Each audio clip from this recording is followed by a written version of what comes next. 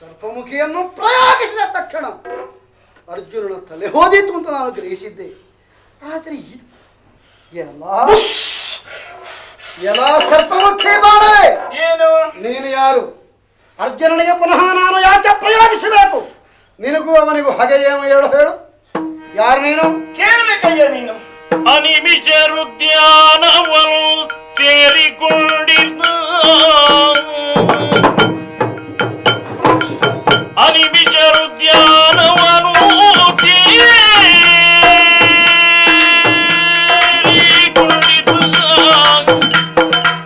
ಕರದ ಶ್ವಸೇನ ಸರ್ಪನು ತಾನಿಂದಿಯೇ ಗೆಳೆಯ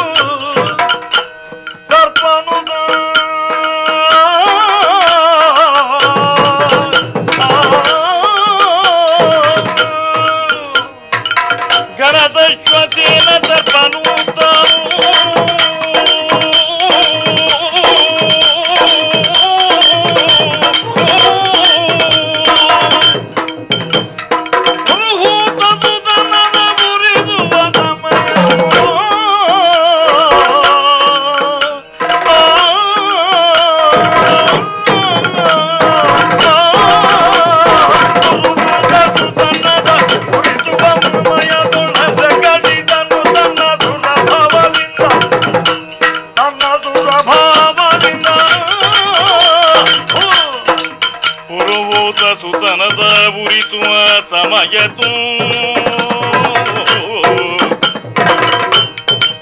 ಅರಕಡಿದನು ಕಲ್ಲಾಯುಧದಿ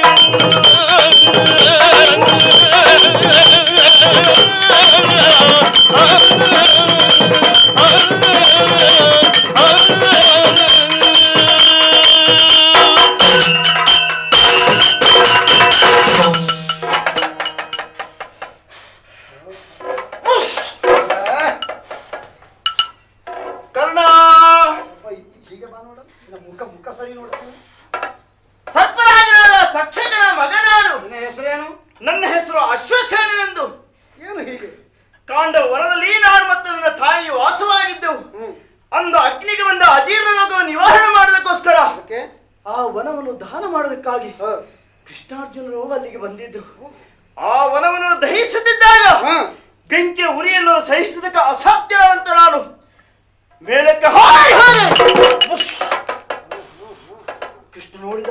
ಏನಾಯ್ತು? ಅರ್ಜುನಿಗೆ ಕಣ್ಸನ್ನೆ ಮಾಡಿದ. ಆತ ಬಾಣ ಪ್ರಯೋಗಿಸಿದ. ಆಗ ನನ್ನ ಶರೀರದ ಅರ್ಧ ಭಾಗ ಬೆಂಕಿಯಲ್ಲಿ ಬಿದ್ದು ನಾನು ಮತ್ತು ನನ್ನ ತಾಯಿ ಬೆಂದು ಹೋದೆವಯ್ಯ. ಪಾರ್ಥನ ಮೇಲೆ ಸೇಡನ್ನು ತೀರಿಸಿಕೊಳ್ಳುವುದಕ್ಕಾಗಿ ಎಲ್ಲರಲ್ಲಿಯೂ ಅಂಗಲಾಚಿ ಬೇಡಿಕೊಂಡೆ.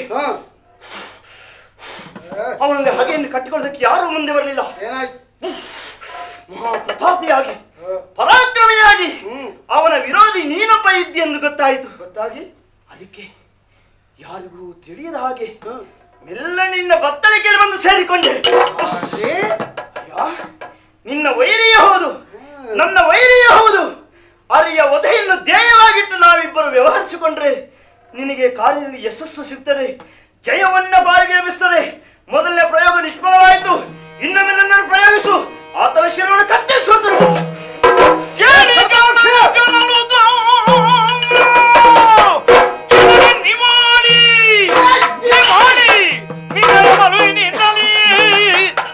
ಕಾಳಗದೊಳರಿ ವಧೆಯ ನೆಸಗುವನಲ್ಲ ಹೋಗೆನುದ.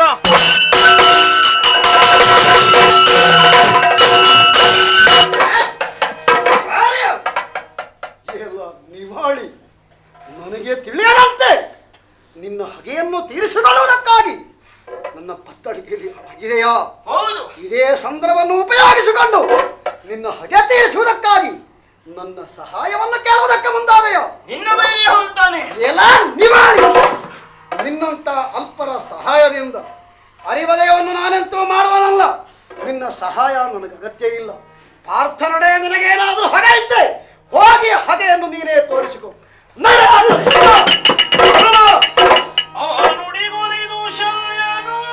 ಏನು ಮಾಡ್ಬಿಟ್ಟಿದ್ದು? ಕೀಳು ಮಾಡದಿರಗಡ, ಕೀಳು ಮಾಡದಿರಗಡ, ಬಾಣ ಮೇಳವಿಸಿ ನೀ ತೊಡು ಎನ್ನಲು.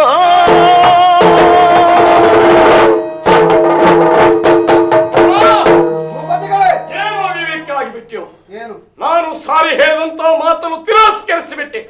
ಪರಿಣಾಮ ಏನಾಯ್ತು ಅನ್ನೋದನ್ನು ಕ್ಷಣಾರ್ಧದಲ್ಲಿ ನೋಡಿದೆ. ಏನು? ಗುರಿ ತಪ್ಪಿರುವಂತ ಸಜೀವ ಶರ ನಿನ್ನಲ್ಲಿ ಬಂದು ಅಂಗಲಾಚಿ ಬೇಡಿಕೊಳ್ತಾ ಇದೆ. ಪುನಃ ತನ್ನನ್ನು ಒಮ್ಮೆ ತೊಡು ವೈರಿಯನ್ನ ಕೊಲ್ಲುತ್ತೇನೆ ಎನ್ನುವ ಹಾಗೆ.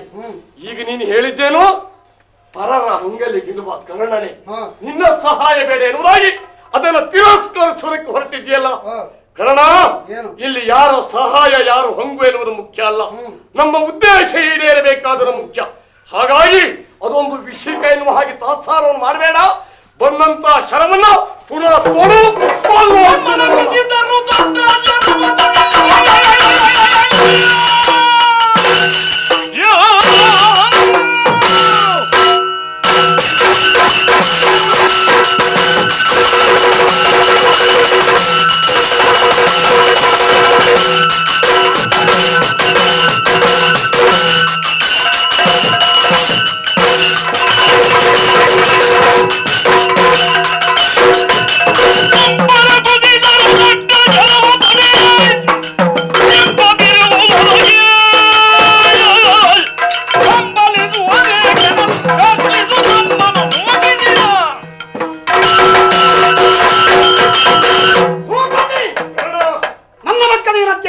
ಕಡಿಮೆಯಾಗಿ ಹೋಯಿತು. ಯಾಕೋ? ಒಂದು ವೇಳೆ ಅಂಬರವೇ ಕುಸಿಯಲಿ, ಸಾಗರವೇ ಮೇಲೆ ತಪ್ಪಿ ಬರಲಿ, ಭೂಮಿಯೇ ಇಬ್ಬಾಗವಾಗಿ ಹೋಗಲಿ, ಯಾರೇ ಹೇಳಲಿ, ಈ ಲೋಕವನ್ನು ಕಾಪಾಡುವಂತ ಶಕ್ತಿ ಏನಿದೆಯೋ ಅದಲ್ಲ. ನನ್ನ ಅಧಿಪತಿಯಾದಂತಹ ಪ್ರಭುವಾದಂತಹ ಸುಯೋಧನ ಬಂದು ಹೇಳಿದರು, ತೊಟ್ಟ ಶರವನ್ನು ನಾನು ಖಂಡಿತ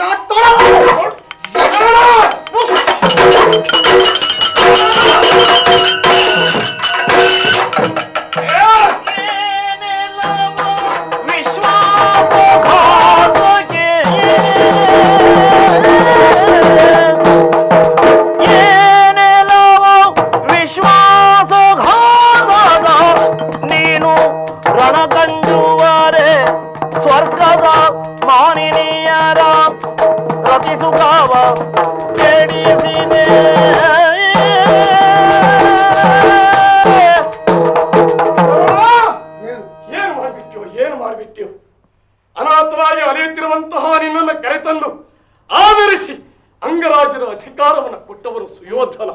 ನಿನ್ನನ್ನೇ ನಂಬಿ ಸಮಗ್ರವಾದಂತಹ ಸಮರವನ್ನು ನಿರ್ಣಯ ಮಾಡಿದ. ಕೈಗೆ ಬಂದಂತಹ ಜಯ ಸೇದ ಹಾಗೆ ಮಾಡಿಬಿಟ್ಟಿಯಲ್ಲ ನೀನು. ಸುಯೋಧನನ ಹಿತಕ್ಕಾಗಿ, ಅವನ ಯಶಸ್ಸಿಗಾಗಿ ಇಲ್ಲಿ ಪ್ರತಿಯೊಬ್ಬರು ಸಮರ್ಪಣಾ ಭಾವದಿಂದ ತಮ್ಮನ್ನು ತೊಡಗಿಸಿಕೊಂಡಿದ್ದಾರೆ. ಹಾಗಿರುವಾಗ ಇಲ್ಲಿ ಅವರವರ ಆದರ್ಶ ಮುಖ್ಯ ಅಲ್ಲ. ಒಂದು ಶರಸಂಧಾನ, ನಾಲಿಗೆ ಒಂದು, ಹೀಗೆಲ್ಲ ಆದರ್ಶವನ್ನು ಹೇಳಿ ಬಂದಂತ ಅವಕಾಶವನ್ನು ಹಾಳು ಮಾಡಿಬಿಟ್ಟಿಯಲ್ಲೋ. ಹಾಗಿದ್ರೆ ನಿನ್ನಂತವನನ್ನು ಏನ್ ಹೇಳ್ಬೇಕು ಗೊತ್ತುಂಟಲ್ಲ? ವಿಶ್ವಾಸಿಗ ಅಂತ ಹೇಳುವುದಲ್ಲ, ನೀನೊಬ್ಬ ವಿಶ್ವಾಸಘಾತಕ್ಕೆ ಎನ್ನುವುದರ ಅನುಮಾನವೇ ಇಲ್ಲ. ನೆಲನ ಹೊರುವುದೇ ನಿನ್ನಂತಹ ಪಾಪಿಯನ್ನ. ಕರ್ಣ, ಭೂಪತಿ, ಪರರ ಹಂಗಲಿ ಗೆಲ್ಲುವ ಕರ್ಣನೆ ಅಂತ ಹೇಳಿದೆಯಲ್ಲ, ನಿನ್ನ ಬದುಕೇ ರೂಪಿತವಾರದಿದ್ರೆ ಪರರ ಹಂಗಲ್ಲಿ ಈ ದಿವಸ ನೀನು ಯುದ್ಧಕ್ಕೆ ಬಂದದಿದ್ರು ನಮ್ಮ ಸಾರಥ್ಯವನ್ನ ಬಯಸಿ ಗುರು ಪರಶುರಾಮರೇ ಹೇಳಿದ್ದಾರಂತೆ, ಶಲ್ಯನ ಸಾರಥ್ಯದಲ್ಲಿ ನೀನು ಕಲಿತಿರುವಂತಹ ವಿದ್ಯೆ ಪ್ರಯೋಜನಕ್ಕೆ ಬರಲಿ ಎನ್ನುವ ಹಾಗೆ. ಹಾಗಿದ್ರೆ ನನ್ನ ಹಂಗ ನಿನಗಾಗತ್ಯ ಯಾಕಿತ್ತೋ? ಭೂಪತಿ, ನಾನು ಸೇನಾಧಿಪತಿಯಾದ ಆದ ಅಂದಿನಿಂದ ನನ್ನ ಯುದ್ಧವನ್ನು ನೀನು ಪ್ರತ್ಯಕ್ಷ ದರ್ಶನ ಮಾಡಿ ನೋಡಿದವ. ಧರ್ಮರಾಯನನ್ನು ಹೊಡೆದು ಹೊರಡಿಸಿದಾಗ ನನ್ನ ಪರಾಕ್ರಮದ ಬಗ್ಗೆ ನೀನು ಶಾಬಾಸ್ಗಿರಿಯನ್ನು ಹೇಳಿದವ. ಹೆಚ್ಚಿದ್ದೇನೆ. ಇಷ್ಟರ ತನಕ ನಾನು ಯುದ್ಧ ಮಾಡಿದ ನನ್ನ ತಾಕದಕ್ಕೆ ಕಂಡು ನಿನ್ನ ಮುಖದಿಂದ ಸಂತೋಷ ವ್ಯಕ್ತವಾಗಿದೆ. ಈಗ ಹೇಳು, ನನ್ನ ಭುಜಬಲದಲ್ಲಿ, ನನ್ನ ಪರಾಕ್ರಮದಲ್ಲಿ ನೀನೇನಾದ್ರೂ ಕುಂದು ಕಂಡಿದ್ದಿ? ಅಂದ ಮೇಲೆ ಈ ಕೇವಲ ಸರ್ಪಮುಖಿಯ ಸಹಾಯದ ಅಗತ್ಯವಾದರೂ ಏನು ಹೇಳು. ಕರ್ಣ, ನಿನ್ನ ಪರಮ ವಿರೋಧಿ ಪಾರ್ಥ ಎನ್ನುವುದು ನಾನು ಚೆನ್ನಾಗಿ ಬಲ್ಲೆ. ಅವರನ್ನ ಕೊಲ್ಲುವುದೊಂದೇ ನಿನ್ನ ಮೂಲ ಉದ್ದೇಶ. ಇಲ್ಲಿ ಈ ಅವಕಾಶ ತಪ್ಪಿತ್ತು ಅಂತಾದ್ರೆ ಪಾರ್ಥನನ್ನ ಪುನಃ ಗೆಲ್ಲುವುದಕ್ಕೆ ಸಾಧ್ಯತೆಯೇ ಇಲ್ಲ. ಯಾಕೆಂದ್ರೆ ಇಷ್ಟರ ಒಳಗೆ ನೀನು ಬಿಟ್ಟಂತಹ ಬಾಣಾವಳಿಗಳು ಎಷ್ಟೋ, ಏನಾದ್ರೂ ಪ್ರಯೋಜನ ಕೊಟ್ಟಿದ್ದೇನೋ, ಭವಿಷ್ಯದಲ್ಲಿ ಮುಂದೆ ಪ್ರಯೋಜನಕ್ಕೆ ಬಂದಿತ್ತು ಅನ್ನುವಂತಹ ವಿಶ್ವಾಸ ಯಾಕಿರ್ತೀವೇನು?